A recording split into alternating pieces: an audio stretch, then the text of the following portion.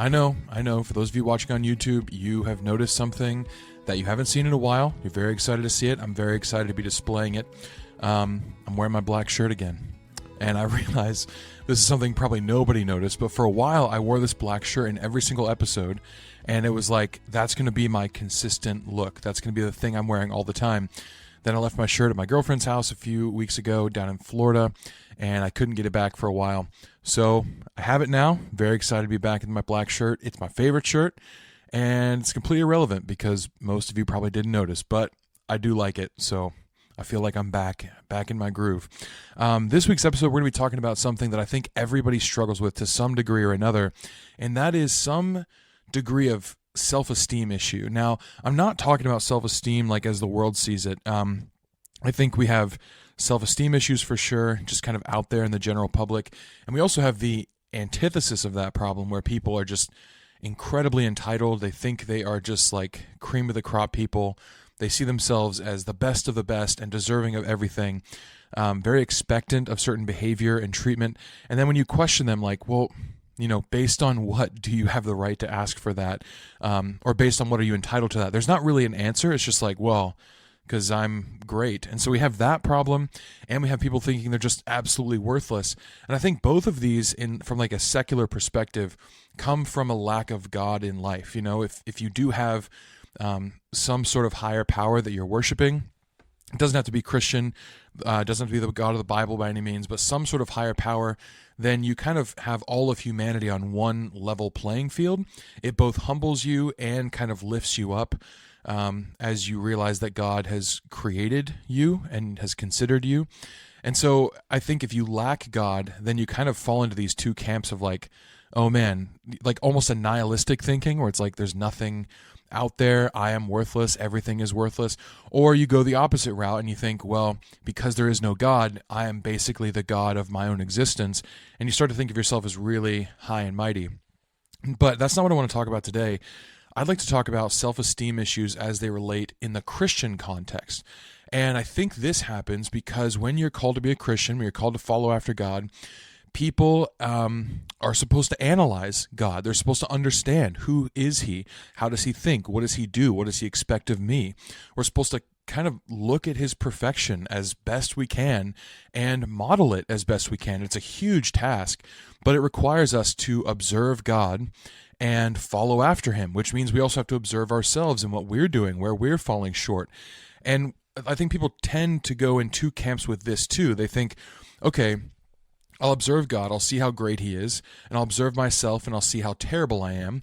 And a lot of times people just think, well, I'm doing God's work by really feeling terrible. I mean, look at how humble and lowly I am before the Most High. And so I'm really doing a good work by feeling awful. And this is where you get people in ancient times like monastic Christianity that would like beat themselves. It's like, okay, anytime I have any thought that's not thinking how great God is and how poor I am, I need to make myself more lowly by just tearing myself down, body and mind. And I don't think this is what the Bible prescribes at all. I don't think this is what we at all are seeing in Scripture, but it is what people's minds go to. And even now that we're not practicing, widely practicing like self-flagellation or anything like that, mentally, a lot of people still do this. They think, okay, well, in order to follow after God, it means I need to just sit in this space of realizing how terrible I am and how wonderful he is. And I think it's a good thing to consider, but it's not all the way what you're supposed to be doing. This is not where you need to be stopping, because this is not good work. Sitting there in a place of almost worthlessness or feeling worthless might give you some sense of humility or lowliness that you think is virtuous, but it's not at all what God calls us to. So yes, consider that. Consider God's goodness and your not so goodness. But if that's the only step you're taking and thinking you're doing enough, absolutely that's not the case. Not to mention our salvation is only bought by the blood of Christ. It's a gift of God, and our works, our righteousness is like filthy rags in comparison. So we don't even need to have that conversation, but so often people that are considering God and considering themselves as they should be stop in this space of thinking, well, I'm just terrible, and isn't that so good that I think I'm terrible? And the answer is no, but we can fall into this ditch. Now, the other ditch is people who think man, okay, I'm considering myself. I realize I don't measure up. I fall short of the glory of God, but I don't know how to get out of that. Like I'm in this ditch, and I think I was supposed to go into this ditch, this little like J curve thing, but I don't know how to climb up the mountain on the other side. All I can do is just kind of like take that step of faith, leap off the cliff into the ditch of feeling terrible, but I don't know how to take actionable steps forward into being more and more like him, because nothing I do is getting me closer to salvation. Nothing I do is making it assured that I will attain perfection in this life. It's kind of this giant chasm that I'm never going to cross. And so I feel like I'm stuck feeling like those people who have some sort of self-righteousness by virtue of feeling terrible about themselves, but I don't want to. And these are kind of the two camps people fall into when they are esteeming God and esteeming themselves, and they realize how great a divide there is between the two. And I think the answer in both cases is obviously Jesus. He is the thing that stands in the middle between us and God and says, I'm reconciling you to him. That giant space between you guys, I'm bringing together. I'm closing that gap. And so you can now approach God because he has approached us. And I think we do need to focus more on the sacrifice of Christ and what he's done for us. But when we do this, there are actionable and practical steps that I think we need to take, especially in changing our mindset as to our worthfulness. Now, first of all, when you consider the sacrifice of Christ, you have to at least logically, academically, conclude that you are now worth something. God died for you. He paid his blood for you. And now there is nothing else of greater worth and value than that. And so that is your going rate. That is what you are worth, like it or not. Now, other people still want to kind of push back on this and say, yes, I know this academically, but what does that mean for me practically? Because I can never pay that back. I can never do anything to actually be worth the price that was paid. And I think this is wrong thinking, because God does not ask us to pay him back. He asks us to follow him in love. He asks us to respond to what he's done in love. He wants relationship with us. He is actually the one doing the work inside of us, but we have to kind of live this life of self-sacrifice, of surrender over to his will.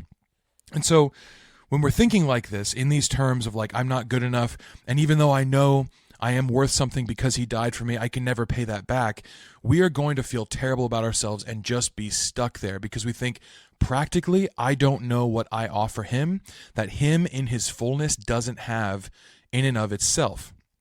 And when we feel like we have nothing to give, we stagnate. When we feel like we have nothing to offer anybody, especially God, we just sit still.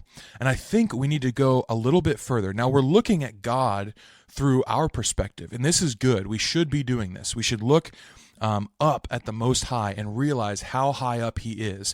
And that's going to make us realize naturally just how low we are. However, we need to take the next step of looking at ourselves through his eyes. This doesn't just mean academically consider the sacrifice that he gave.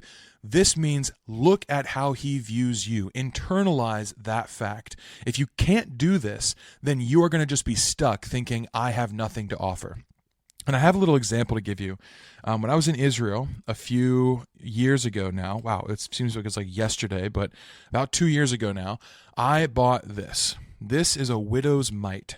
It's real small. I don't know how close I can get to the camera. You probably can't see much detail in it.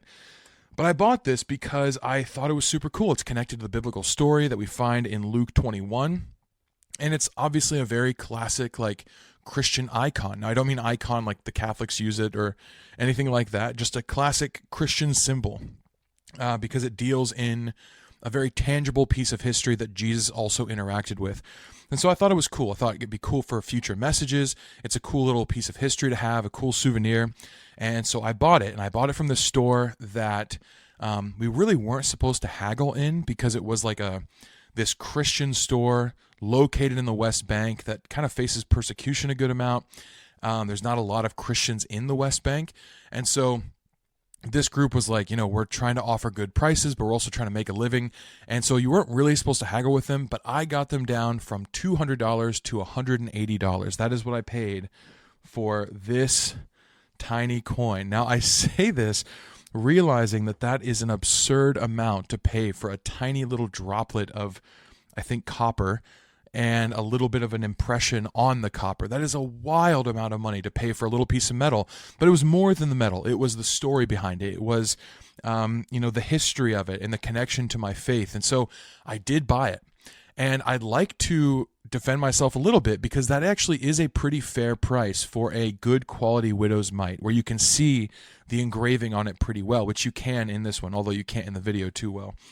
But they can go for, like, you have some that are really, really poor copies that are anywhere from $80, and some are upwards of $250 if they're a really, really good copy of one.